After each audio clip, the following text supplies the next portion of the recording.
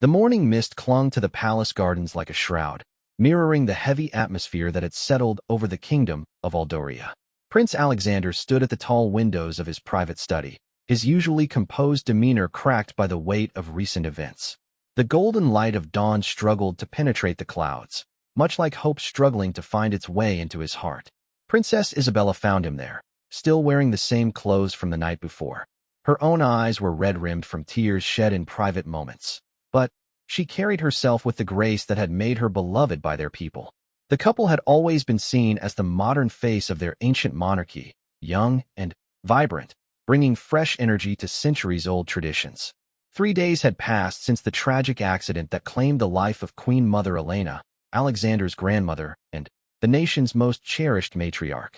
The elderly queen had been returning from a charity visit to a children's hospital when her motorcade was struck by a drunk driver. The irony was cruel. She had spent her final hours bringing joy to sick children, only to have her own life cut short by someone's reckless decision. The palace had become a fortress of grief. Staff members moved through the corridors with hushed voices and careful steps, as if afraid their footfalls might somehow compound the tragedy. Phone calls poured in from world leaders, but Alexander had instructed his private secretary to handle all communications. He simply could not bear to hear another expression of sympathy, no matter how well-intentioned. Isabella approached her husband slowly, her silk robe rustling softly against the marble floor. She had learned to read his moods over their 6 years of marriage, and she recognized the particular set of his shoulders that indicated he was retreating into himself. This was dangerous territory for someone in their position. The people needed to see their leaders strong and present, especially during times of national mourning. "The Prime Minister called again," she said gently, placing a hand on his arm. "The funeral arrangements need your approval." Alexander's jaw tightened. He had been dreading this conversation, knowing it would force him to confront the reality of laying his grandmother to rest. Queen Mother Elena had raised him after his parents died in a skiing accident when he was 12. She had been more than a grandmother. She had been his anchor, his guide, and his fiercest supporter through every challenge of royal life. "I can't do this without her," he whispered, his voice barely audible. "How am I supposed to lead a nation when I couldn't even protect the one person who mattered most?" Isabella felt her heart break for the man she loved. The weight of the crown had always been heavy, but grief threatened to crush him entirely. She understood his pain intimately.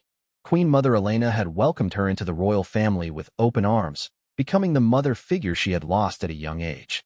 The palace protocol demanded that they begin receiving foreign dignitaries and government officials within hours. The funeral was to be a state occasion, broadcast around the world, with representatives from dozens of countries in attendance.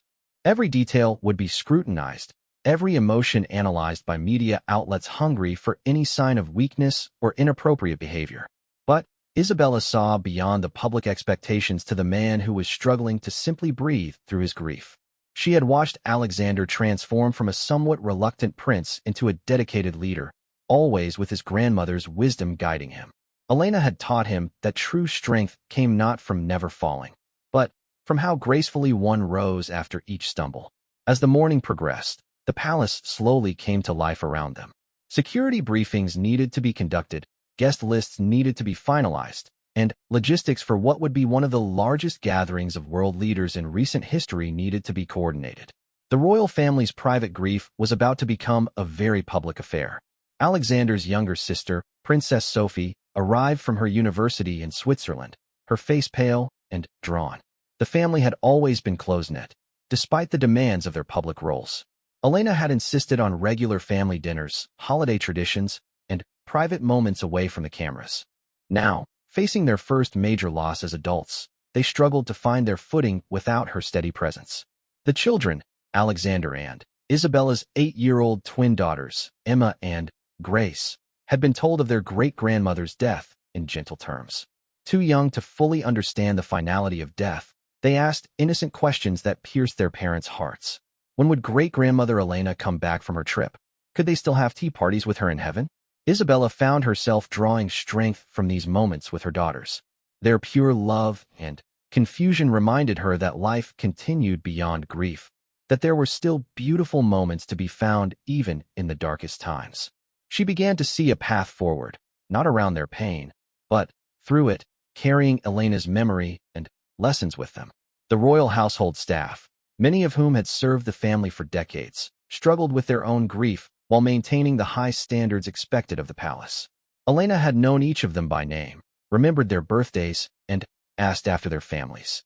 She had been the heart of the institution, the one who ensured that despite all the formality and protocol, the palace remained a home.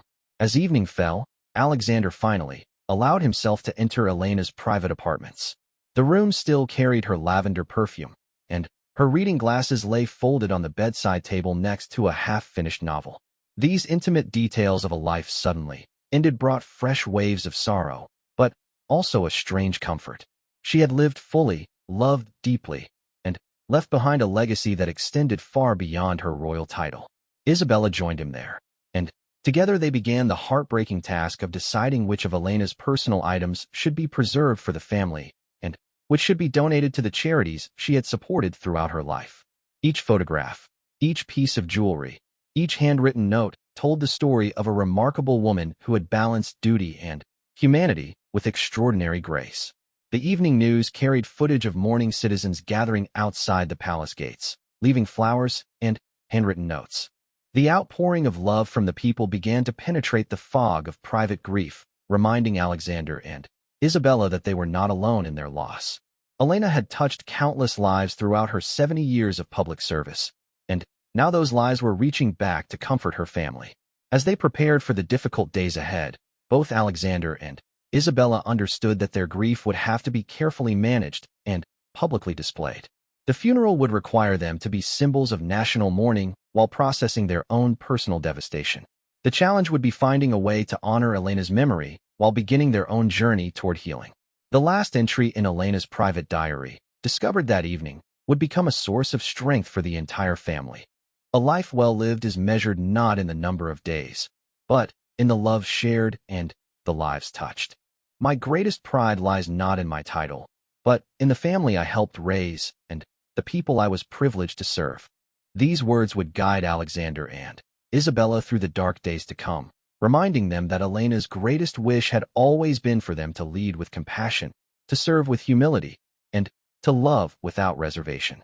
The journey through grief was just beginning, but they would face it together, drawing strength from each other and from the extraordinary legacy Elena had left behind. The cathedral bells of St. Aldwyn's rang solemnly across the capital city of Montclair as dawn broke on the day of Queen Mother Elena's funeral. The ancient stones of the cathedral had witnessed the coronations, weddings, and funerals of the royal family for over 8 centuries, but rarely had they sheltered such profound national grief. Alexander stood before the ornate mirror in his dressing room, his hands trembling slightly as he fastened the ceremonial medals that had belonged to his grandfather. The weight of the formal military dress uniform felt heavier than usual, each decoration a reminder of the generations of service that had led to this moment. His reflection showed a man aged beyond his 34 years, the burden of leadership carved into the lines around his eyes. Isabella appeared behind him, resplendent yet somber in black silk, the Aldorian crown jewels catching the morning light.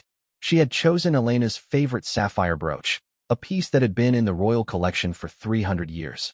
Her movements were deliberate and graceful, masking the exhaustion that came from 3 sleepless nights spent comforting their daughters and managing her own overwhelming sadness. The past 72 hours had transformed the palace into the center of international attention. Presidents, prime ministers, and fellow royals had arrived from across the globe, each bringing their own security details and diplomatic protocols. The logistics alone were staggering. Over 2,000 guests would attend the funeral service, while an estimated 2 billion people worldwide would watch the proceedings on television. Princess Sophie joined them in the private family chapel for a moment of quiet reflection before the public ceremony began. At 28, she had always been the more carefree of Elena's grandchildren, pursuing her passion for humanitarian work and maintaining a relatively normal life outside the spotlight. But now, faced with the reality of Elena's absence, she struggled to imagine navigating royal duties without her grandmother's guidance. The 3 of them knelt before the simple wooden cross that Elena had preferred over more elaborate religious artifacts. She had always believed that faith should be personal and humble, not a display of wealth or power. In this quiet moment, they each said their private goodbyes, sharing memories that no cameras would ever capture and expressing love that no formal eulogy could adequately convey. Outside, the streets of Montclair had transformed into rivers of humanity. Citizens who had never met Elena personally wept openly as they watched her flag-draped coffin pass by on its journey from the palace to the cathedral. The procession moved slowly, allowing people to say their final farewells to a woman who had dedicated her life to their service. The royal carriage carrying Alexander and Isabella followed behind the gun carriage bearing Elena's remains. Through the windows, they could see the faces of their people, young and old, rich and poor, all united in their grief and respect for the Queen Mother. Many held photographs of Elena from various stages of her life. As a young princess during wartime, as a new mother cradling Alexander's father, as an aging matriarch surrounded by her grandchildren. The cathedral filled slowly with the most powerful people in the world, yet the atmosphere remained deeply personal and intimate. Elena's favorite hymns echoed through the ancient space, chosen not for their grandeur, but for their meaning to her faith. The Archbishop of Aldoria had known Elena for over 40 years and spoke not of her royal status, but of her humanity, her kindness to palace staff, her secret charitable donations, and her unwavering devotion to her family. When the time came for Alexander to deliver the primary eulogy, he rose on unsteady legs and approached the ornate pulpit. The weight of 2 billion watching eyes should have been crushing, but as he looked out over the congregation, he saw only faces filled with the same love and loss he felt. Isabella's encouraging nod gave him strength as he began to speak. His words were carefully crafted but genuinely felt, painting a picture of Elena not as a distant royal figure but as a grandmother who taught him to tie his shoes, a mentor who showed him how to balance duty with compassion, and a woman whose greatest joy came from simple moments with her family. He spoke of her morning walks in the palace gardens, her love of mystery novels, and her insistence on personally answering letters from children. The emotional climax came when Alexander shared a story that had never been public knowledge. During his darkest period as a teenager, struggling with the pressure of his destiny and the loss of his parents, Elena had taken him on a secret camping trip. For 3 days, they had lived simply in the countryside, cooking over an open fire and sleeping under the stars. She had told him that a true king must understand the lives of all his people, from the wealthiest noble to the humblest farmer. As Alexander's voice broke while recounting this memory, Isabella felt her own tears flow freely. She had heard this story only once before, on their wedding night, when Alexander had shared his deepest fears about being worthy of the crown. Elena's wisdom had shaped not only Alexander but the man Isabella had fallen in love with, someone who approached leadership with humility and genuine care for others. The service included readings from Elena's favorite poets, performed by grandchildren who had spent countless hours in her library listening to her recite verses from memory.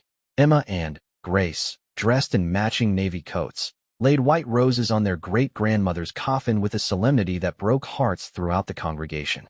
Their innocent gestures reminded everyone present that grief touches all generations, and that love transcends age and understanding. International leaders who had known Elena personally shared brief remembrances, speaking of a woman who had used her position to advocate for children's rights, environmental protection, and international cooperation.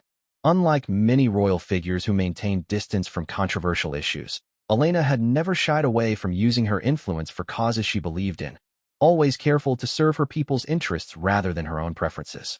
The musical selections included both traditional hymns and contemporary pieces that reflected Elena's evolving tastes and her connection to younger generations. A children's choir from one of her favorite charities sang a song she had commissioned for orphaned children, their pure voices carrying a message of hope even in the midst of profound sadness. As the service neared its conclusion, Alexander and Isabella participated in the ancient ritual of laying the royal standard over Elena's coffin. This ceremonial act symbolized the transfer of responsibility and legacy from one generation to the next. The weight of the fabric felt impossibly heavy, not because of its physical mass, but because of everything it represented about duty, service, and sacrifice. The final procession to the royal crypt moved through streets lined with honor guards from dozens of nations. The sight of so many uniforms and flags created a visual representation of Elena's impact on the global stage. But the most powerful moments came from ordinary citizens who threw flower petals and called out their own memories of encountering the Queen Mother during her public engagements. Isabella found herself focusing on these individual faces and voices, understanding for the first time the true scope of Elena's influence. These people had been touched by brief encounters, a kind word during a hospital visit, a genuine smile during a public ceremony, a moment of human connection that transcended royal protocol. Elena had understood that her greatest power lay not in her title, but in her ability to make people feel seen and valued. The burial service in the royal crypt was limited to immediate family and closest advisors. In this ancient space, surrounded by the tombs of centuries of ancestors, Alexander and Isabella finally allowed themselves to grieve without constraint. The formal ceremonies had required them to be symbols of strength and continuity, but here, in the presence of history and family, they could simply be two people saying goodbye to someone they loved. As the heavy stone doors closed on Elena's final resting place, Alexander and Isabella emerged into the late afternoon sunlight, forever changed. The public portions of their grief were complete, but the private journey of healing was just beginning. They had successfully navigated the most scrutinized funeral in recent royal history while maintaining their dignity and honoring Elena's memory, but now they faced the more difficult task of learning to lead and live without her guidance. The drive back to the palace was quiet except for the distant sounds of crowds still gathered in the streets. Citizens continued their vigil, unwilling to let this day end and, with it, their final public opportunity to share in the royal family's loss.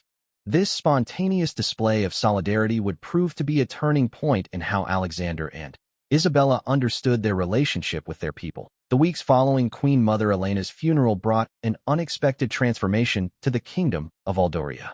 What had begun as national mourning evolved into something remarkable, a groundswell of community support and civic engagement that surprised even the most experienced political observers.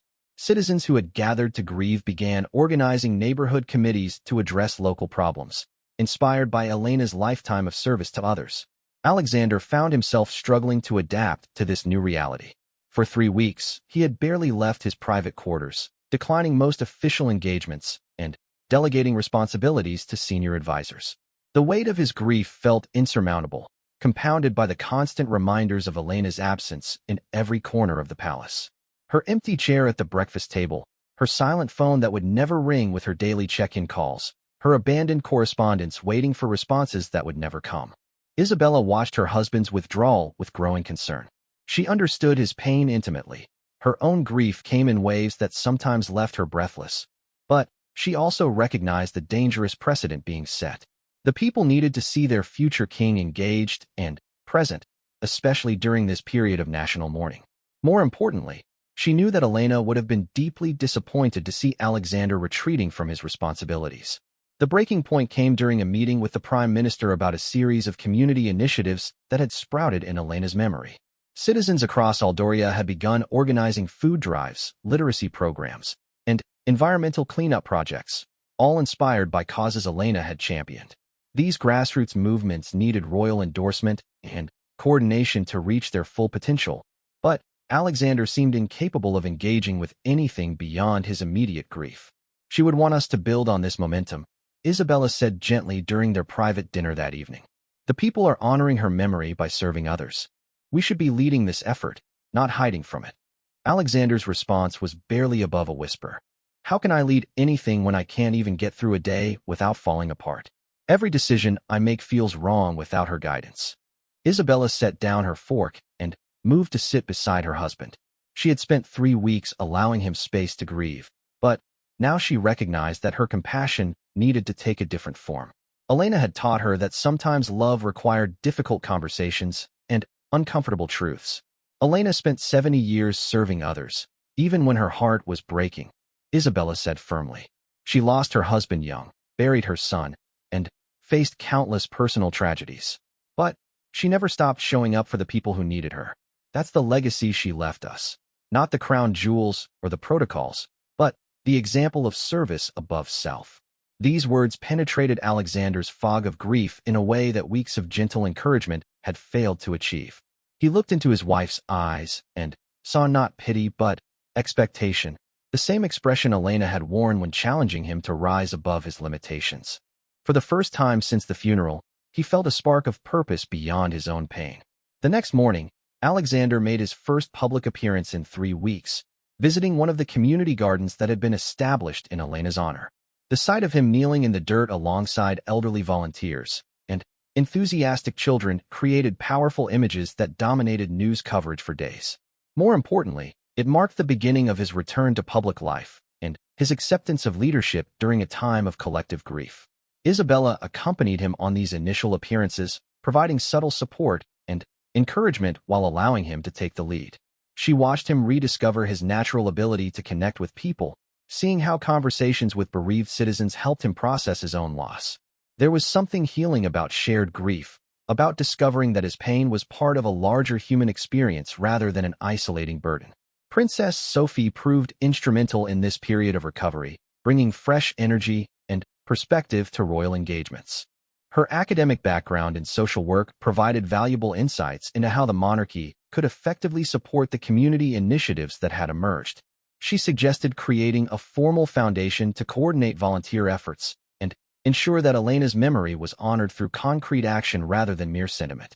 The establishment of the Queen Mother Elena Foundation became Alexander and Isabella's first major joint project since the funeral. Working together on something meaningful helped them reconnect as partners while processing their grief in a constructive way. They spent hours reviewing grant applications, meeting with community leaders, and developing programs that reflected Elena's values and priorities. Their daughters, Emma and Grace, became unexpected ambassadors for the Foundation's youth programs. Their innocent questions about great-grandmother Elena's work led to the creation of a children's service club that allowed young people to participate in community projects appropriate to their ages. Watching their daughters embrace the spirit of service that Elena had embodied gave Alexander and Isabella hope for the future of the monarchy. The international attention surrounding Elena's death had created an opportunity to establish partnerships with similar organizations worldwide. Isabella took the lead on these diplomatic efforts, using her natural grace and linguistic abilities to build bridges with foreign foundations and charitable organizations. This work allowed her to channel her grief into meaningful action while representing Aldoria on the global stage. One particularly powerful moment came during a visit to the children's hospital where Elena had spent her final hours. The medical staff had created a memorial garden in her honor, and they invited Alexander and Isabella to plant the first flowers. As they worked together in the soil, surrounded by young patients and their families, both felt Elena's presence in a way that brought comfort rather than fresh pain. The hospital visit also revealed the practical impact of Elena's lifetime of charitable work. Doctors explained how her advocacy had led to improved funding for pediatric care, while nurses shared stories of how her regular visits had boosted morale during difficult periods. Understanding the concrete results of Elena's service helped Alexander appreciate that his own work could have similar lasting effects. Media coverage of the royal family's activities began to shift from sympathy for their loss to admiration for their response to grief. Editorial writers praised their decision to transform personal tragedy into public service, noting that their example had inspired similar responses from other prominent families. The monarchy's approval ratings, which had fluctuated during Alexander's period of withdrawal, reached new heights as citizens recognized authentic leadership in action. Behind the scenes, palace staff noticed significant changes in the daily routines and atmosphere. Alexander began holding regular meetings with foundation directors, spending hours reviewing programs and planning future initiatives. Isabella expanded her schedule to include more speaking engagements, using these opportunities to promote causes Elena had supported. The palace, which had felt like a tomb during the weeks immediately following Elena's death, slowly came back to life. The most significant transformation, however, was in Alexander and Isabella's relationship with each other. The shared experience of grief, public service, and mutual support had deepened their partnership in ways they had not anticipated.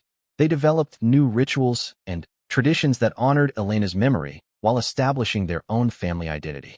Evening walks in the palace gardens became opportunities for reflection and planning, while breakfast conversations focused on how they could better serve their people. As autumn arrived in Aldoria, the royal family faced their first major challenge since Elena's death, the annual state opening of Parliament. This ceremonial occasion required Alexander to deliver a speech outlining the government's legislative priorities while wearing the crown that had belonged to his ancestors for centuries. The symbolism was unmistakable. He was officially stepping into the role of future king without Elena's presence to guide him. The night before the ceremony, Alexander and Isabella stood together in Elena's former study, now converted into a foundation office. Surrounded by photographs of community projects and letters from grateful citizens, they reflected on how far they had come since those dark days immediately following the funeral. The journey through grief was far from complete, but they had discovered that healing could coexist with meaningful work. "She would be proud of what we've accomplished," Isabella said, looking at a photograph of Elena reading to children at a local school. Alexander nodded, feeling for the first time that he might be worthy of the legacy she had left behind.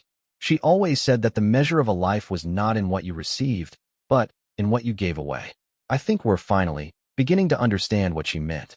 The state opening of Parliament proceeded flawlessly, with Alexander delivering a speech that balanced tradition with innovation, honoring the past while embracing the future. His words about service, community, and shared responsibility resonated far beyond the parliamentary chamber, establishing themes that would define his approach to leadership for years to come. 6 months had passed since Queen Mother Elena's funeral, and the Kingdom of Aldoria had settled into a new rhythm of life that honored her memory while embracing change. The Queen Mother Elena Foundation had distributed over 50 million euros in grants to community organizations, creating a network of social programs that touched every region of the country. What had begun as an expression of grief had evolved into the most comprehensive charitable initiative in the nation's modern history. Alexander stood in the foundation's headquarters, located in a restored 19th-century building that Elena had personally selected years earlier for a different charitable purpose. The irony was not lost on him that her final gift was continuing to multiply through spaces she had chosen long before her death. The walls displayed photographs from hundreds of community projects, urban farms in industrial neighborhoods, literacy programs in rural villages, art therapy sessions for traumatized children, and environmental restoration efforts that had transformed polluted waterways into thriving ecosystems. The success of the foundation had brought unexpected challenges alongside its triumphs. Alexander and Isabella found themselves navigating complex political terrain as government officials and opposition leaders attempted to claim credit for or criticize various initiatives. The monarchy's traditional position above partisan politics became more difficult to maintain when their charitable work inevitably intersected with policy debates about social welfare, environmental regulation, and economic development. Isabella had emerged as the more politically astute of the couple during this period. Her background as a former diplomat's daughter, combined with her natural intelligence and Elena's mentorship, had prepared her for the delicate balance required to maintain royal neutrality while advocating for meaningful change. She developed a reputation for asking probing questions during foundation meetings and insisting on rigorous evaluation of program outcomes. The most significant test of their newfound purpose came when investigative journalists uncovered corruption in several government agencies that had been working with the foundation. While the royal family's organization was completely clean, the scandal threatened to damage their reputation through association. Alexander's initial instinct was to retreat and distance themselves from any controversy, but Isabella convinced him that transparency and continued engagement were the only paths forward. Their response to the corruption scandal demonstrated how much they had grown as leaders since Elena's death. Instead of defensive statements issued through palace spokespeople, they held a joint press conference where they addressed questions directly and announced enhanced oversight procedures for all foundation partnerships. Their willingness to acknowledge problems and implement solutions earned them respect from across the political spectrum and demonstrated a maturity that Elena would have admired. Princess Sophie had become an integral part of the foundation's operations, bringing academic rigor to program evaluation and youth outreach efforts. Her doctoral thesis on community development in post-conflict societies provided valuable frameworks for understanding how charitable work could address root causes of social problems rather than merely treating symptoms. Her presence also helped modernize the public image of the royal family, showing that service to others could take many forms beyond ceremonial duties. The children, Emma and Grace, had grown noticeably during this period of family transformation. Now 9 years old, they participated in age-appropriate foundation activities with enthusiasm that reminded everyone of Elena's lifelong commitment to nurturing young people's sense of social responsibility. Their questions about poverty, inequality, and environmental problems challenged their parents to think more deeply about complex issues and to explain royal values in terms that children could understand and embrace. One particularly moving moment came during the Foundation's first annual gala, held in the Palace Ballroom, where Elena had hosted countless charitable events throughout her lifetime. Alexander and Isabella had debated whether the celebration was appropriate so soon after her death, but they ultimately decided that Elena would have wanted her work to continue and expand. The evening raised over 10 million euros while bringing together representatives from every organization the Foundation supported. The guest list for the gala reflected the democratic spirit that Elena had always embodied. Alongside wealthy donors and foreign dignitaries sat community volunteers, program beneficiaries, and young people who had been inspired to serve others. The mixing of social classes and backgrounds in the palace's most formal setting sent a powerful message about the monarchy's evolving relationship with Aldorian society. Isabella's speech that evening became a defining moment in her development as a public figure. Speaking without notes, she shared personal stories about Elena's influence on her own understanding of service and responsibility. Her words were both intimate and universal, connecting her individual grief to the broader human experience of loss and renewal. The standing ovation that followed lasted nearly 5 minutes and marked her emergence as a respected voice in her own right rather than simply Alexander's supportive wife. The success of the gala also highlighted the international dimension of Elena's legacy. Representatives from charitable organizations in dozens of countries attended the event, many seeking partnerships with the Foundation or advice on replicating its programs in their own nations. Alexander and Isabella found themselves at the center of a global network of reformers and innovators, a role that Elena had prepared them for without their fully realizing it at the time. Behind the public successes, both Alexander and Isabella continued to navigate the personal aspects of grief that no amount of meaningful work could entirely resolve. They established new family traditions that honored Elena's memory while creating space for their own evolving identity as a couple and as parents. Sunday dinners in Elena's former private dining room became weekly opportunities for reflection and planning, while bedtime stories for the children often featured tales of Elena's adventures and wisdom. The first anniversary of Elena's death approached with a mixture of anticipation and anxiety. The royal family wanted to mark the occasion appropriately while avoiding the media circus that had surrounded the funeral. They decided to hold a private memorial service for family and close friends, followed by a public ceremony at the cathedral where ordinary citizens could participate in remembering Elena's contributions to their lives. Preparation for the anniversary events forced Alexander and Isabella to confront how much they had changed during the year of mourning and service.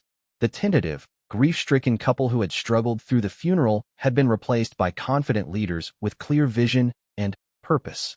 Their marriage had deepened through shared challenges, and their commitment to public service had evolved from duty to genuine passion. The private memorial service was held in the palace chapel where Elena had prayed daily throughout her adult life. Alexander and Isabella had worked together to create a ceremony that reflected her beliefs and values rather than following prescribed royal protocols. They included readings from her favorite spiritual texts, music that had moved her, and personal remembrances that captured her humanity rather than her titles.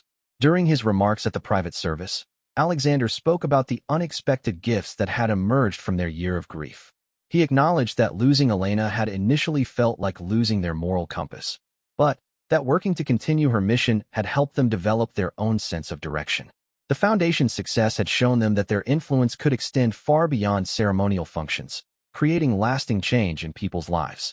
Isabella's contribution to the memorial service was a reading from one of Elena's private journals, discovered during the organization of her personal papers. The entry, written shortly after Alexander's wedding, expressed Elena's hopes that the young couple would eventually understand that their greatest privilege was not their wealth or status, but their opportunity to serve others. Reading these words aloud, Isabella felt Elena's presence and approval in a way that brought peace rather than renewed sorrow.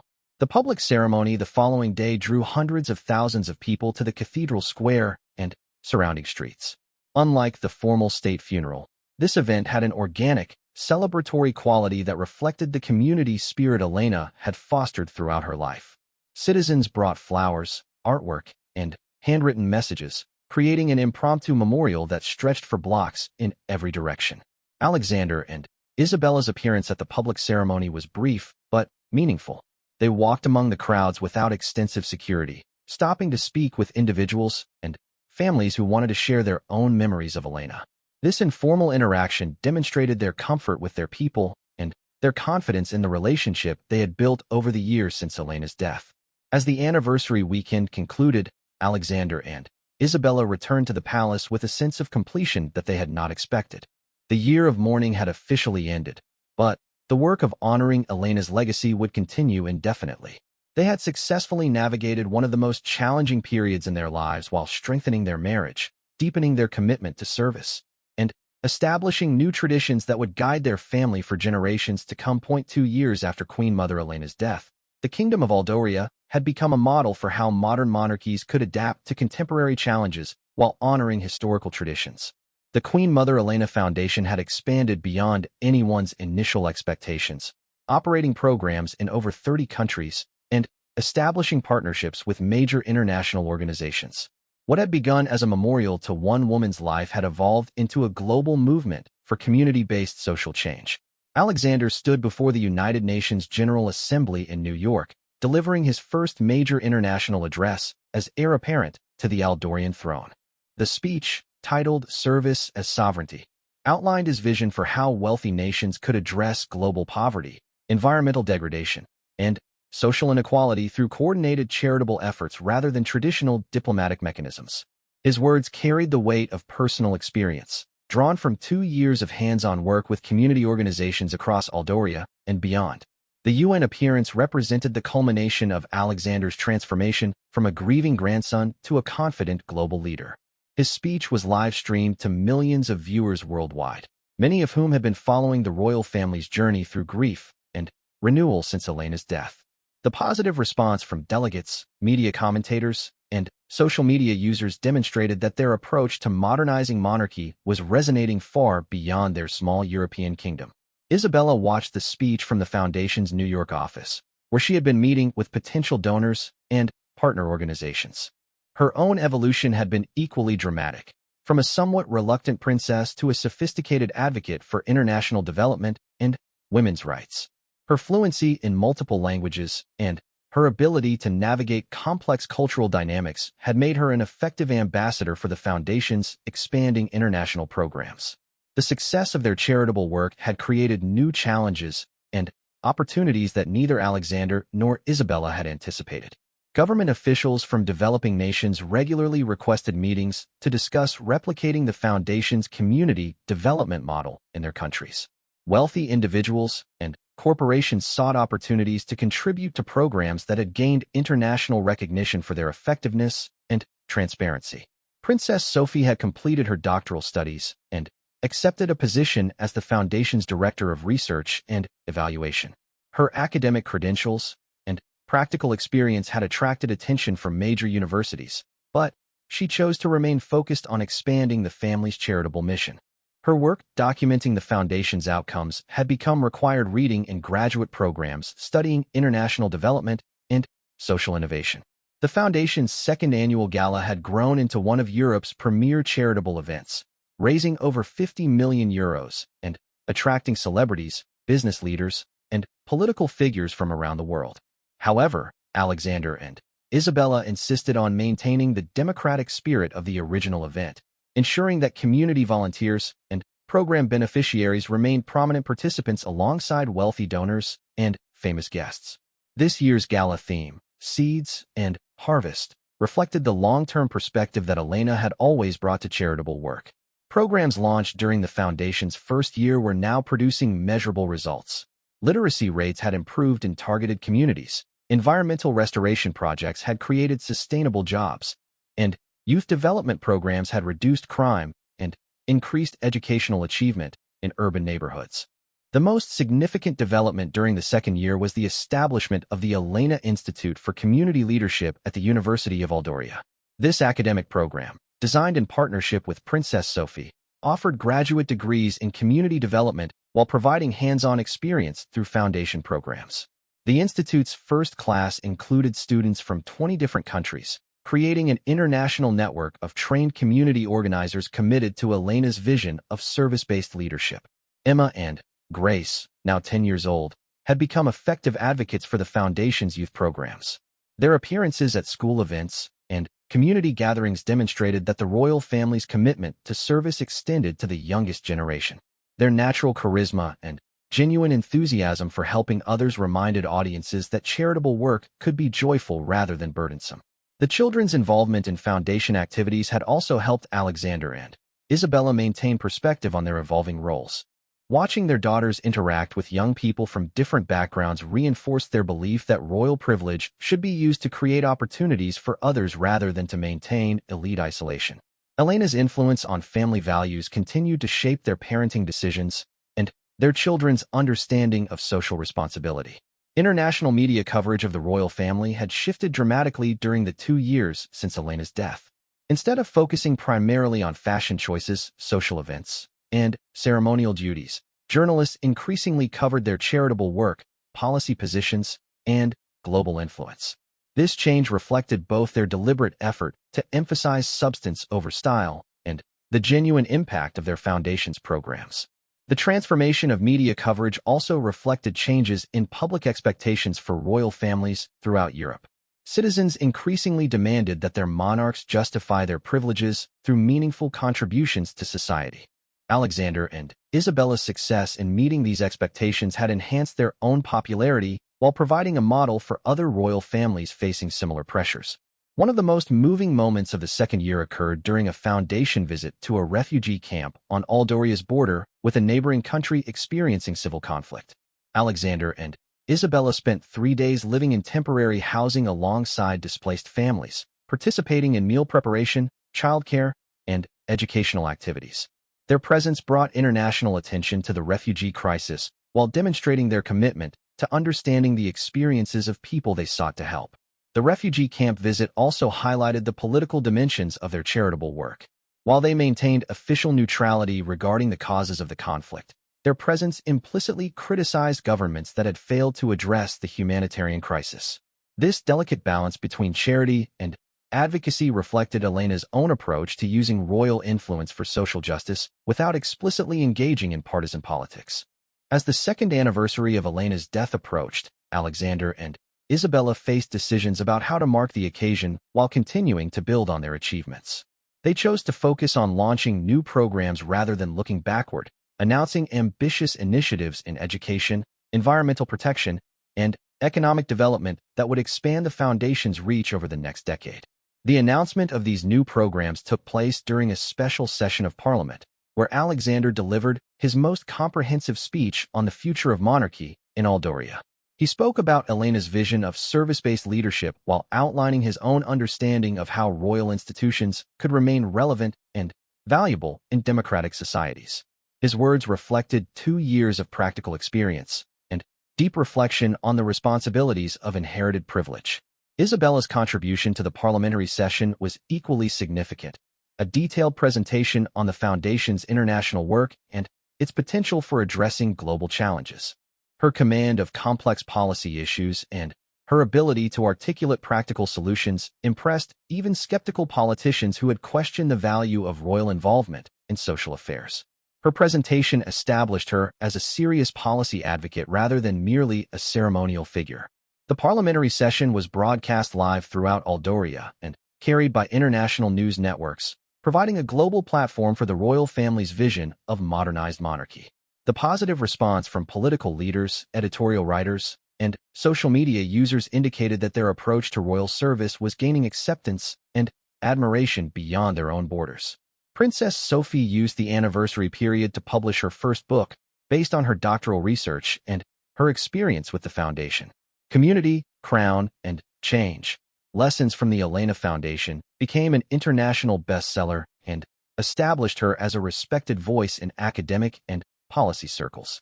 The book's success demonstrated that royal authors could make serious intellectual contributions rather than merely publishing memoirs or coffee table volumes. As the second anniversary commemoration concluded, Alexander and Isabella hosted a private dinner for Foundation staff, board members, and key supporters.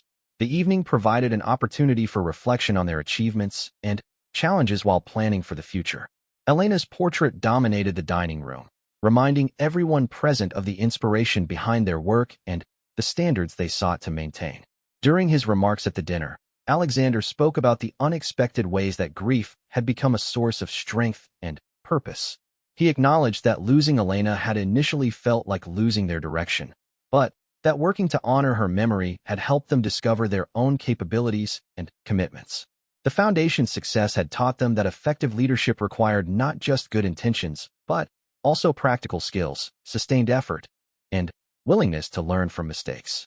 Isabella's closing comments focused on the global expansion of their work and her hopes for the next phase of the Foundation's development.